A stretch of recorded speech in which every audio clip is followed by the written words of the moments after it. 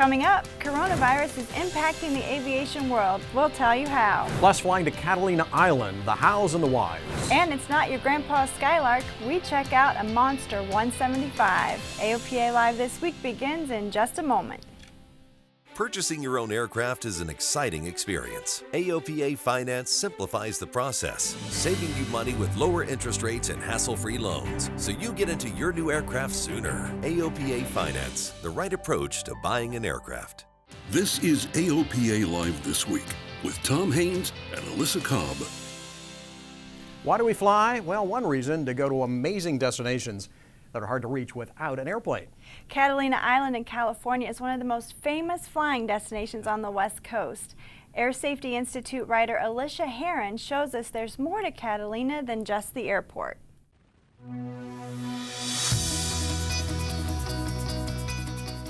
Santa Catalina Island, a 75 square mile rugged piece of land just 22 nautical miles off the coast of Los Angeles. It is the only one of the 8 Channel Islands to have a public use airport, and the field is world famous. The airport in the sky earns its name, and a flight to Catalina is never boring. The runway sits dramatically on top of a mountain with drop-offs on both ends.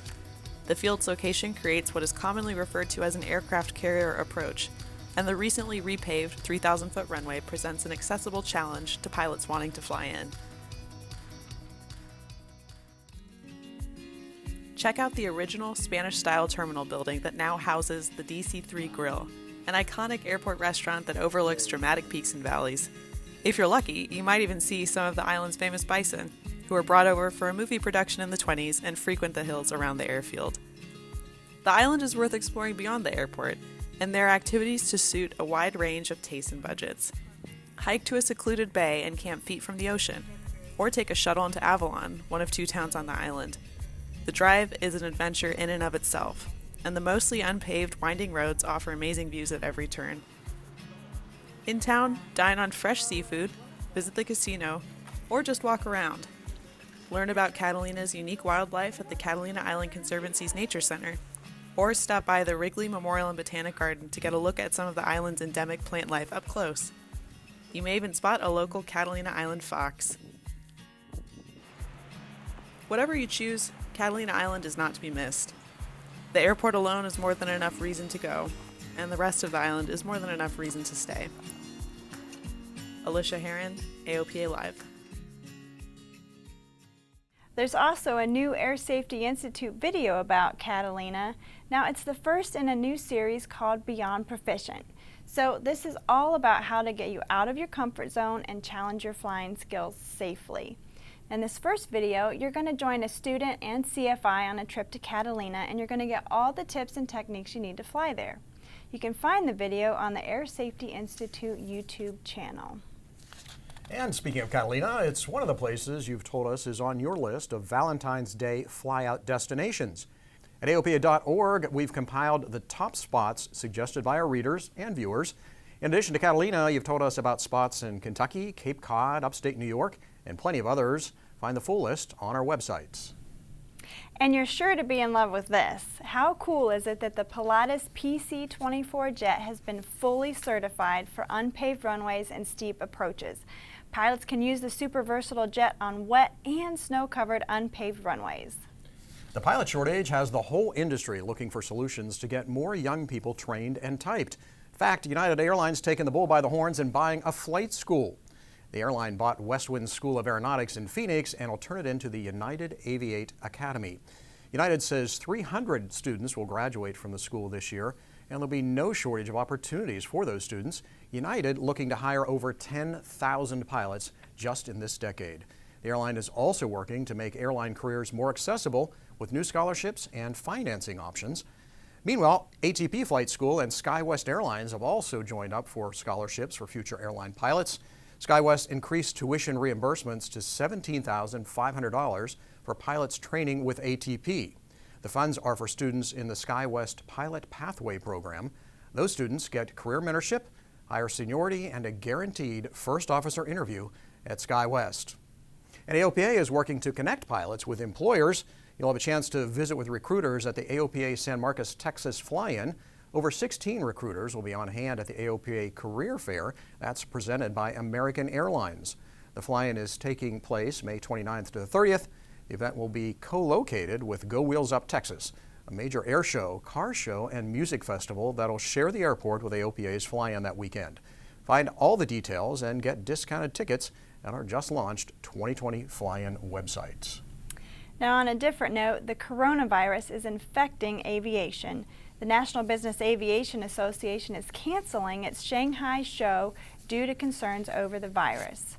NBAA holds the convention every year in partnership with the Shanghai Airport Authority, but health concerns prompted the association to stop the show and focus on next year. In the last 8 years, the Asian Business Aviation Conference and Exhibition has become the premier business aviation event in Asia. Now, the virus has also affected the big Singapore Air Show. It was scaled back this week. Some 70 exhibitors, including giants like Lockheed Martin, Raytheon, and Gulfstream, withdrew before the show even opened. Show organizers are limiting the number of public tickets and taking the temperature of every person arriving on the show grounds. Meanwhile, drones are joining the battle against the coronavirus in China. Terra drone company Antwork is contacting Chinese hospitals to provide medical sample delivery drones. The company says its automated and unmanned operation mode can reduce the chance of contact between samples and personnel during transportation and improve delivery speed. The first medical delivery drone flew last Thursday in Zhejiang province, one of the hardest hit by the virus. And drone-like aircraft Cora could soon be carrying passengers. Cora is a self-flying two-seat eVTOL.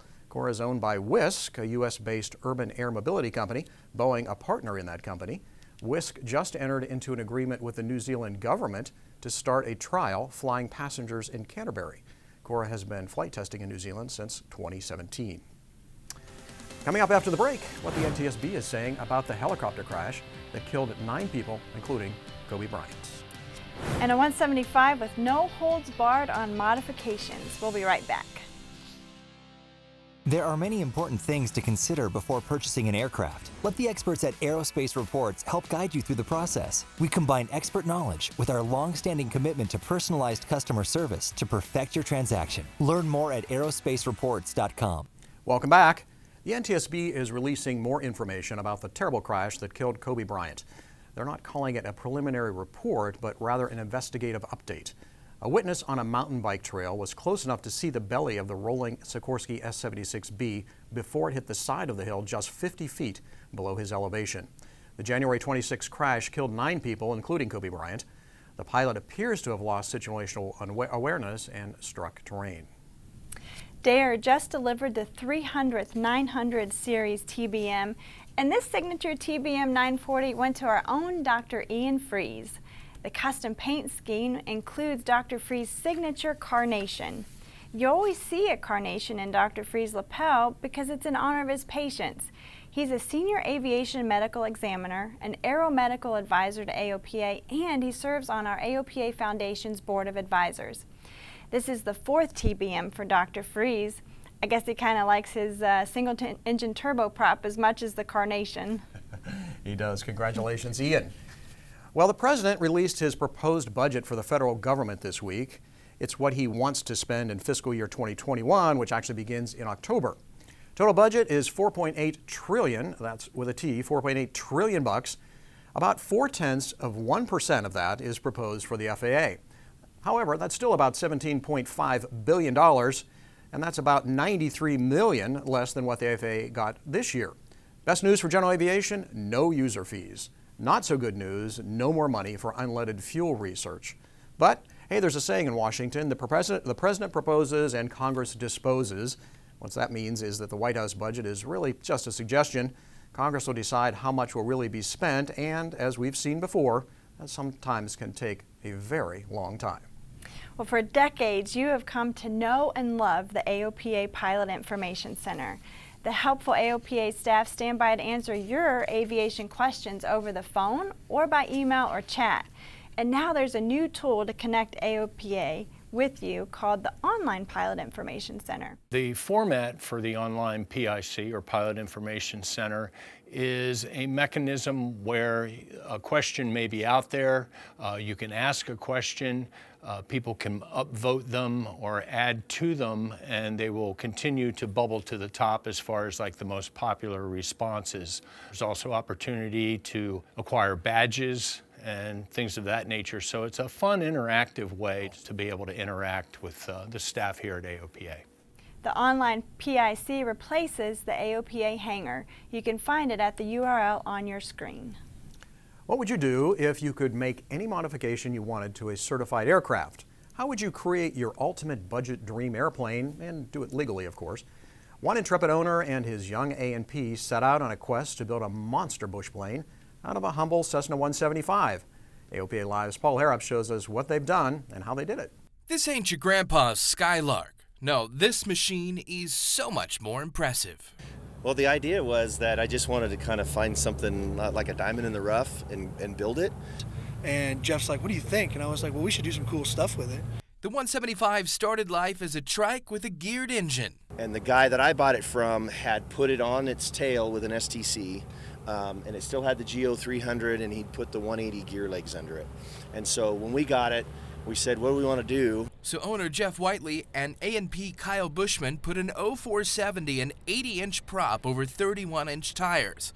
But they weren't done tinkering there. We have a leading edge cuff. We have VGs. We have VGs on the vertical, underneath the horizontal. We've extended the elevator on the back to give more effectiveness on the flare. And all the old systems got gutted. And so in this case, it's a lot safer airplane because we put in every system that's essential for flight. We put in brand new everything, and we literally did just the minimum. The panel is all in for $7,500. And figured out we could do dual iPad Pros, a cheap engine monitor, the bomb. We could get synthetic vision. It also has angle of attack, and they didn't pay aviation prices for the rest of the stuff either. Went with a lot of automotive type, things off of Amazon, switches and things, just to kind of customize it to us, but do like lights, and we put rock crawler lights on it. To do all this legally, Kyle called around to the FSDO and found a DAR who frequently works in the motion picture industry. So I said, let's do it the right way. We'll go through it, and I said, we don't want to do loopholes. We just want to do it the right way. What is that? And if it fits our mission, we're going to do it. And so that's how we got to experimental exhibition class, and it fit what we wanted to do perfectly. The rules for experimental exhibition allow the airplane to be taken to air shows as a demonstrator and for the pair to fly it around to stay proficient in it. There's no longer a radius from home base that the experimental exhibition class aircraft may be flown for proficiency, so it doesn't affect the practical usability of the airplane. And if they ever wanted to, the airplane could be taken back to certified. But that's not the plan. Since I shot this story at High Sierra Fly-In last autumn, they've added leading-edge slats to this experiment of ingenuity. Paul Harrop, AOPA Live. Wow, that is quite a piece of work there. That is. Interesting how they've taken, old airplane and a lot of, older technology around the gear swap and all that sort of thing, and then married with it a lot of new, simple, off-the-shelf kind of things for the panel and the lights and all that sort of thing. Yeah, the $7,500 panel is what caught my attention. It's really the amazing things you can do once it's an experimental category. Absolutely. Yep. Well, hey, that's our program for this week. Be sure to like, comment, and subscribe on YouTube. And let us know what you think. The address is on your screen.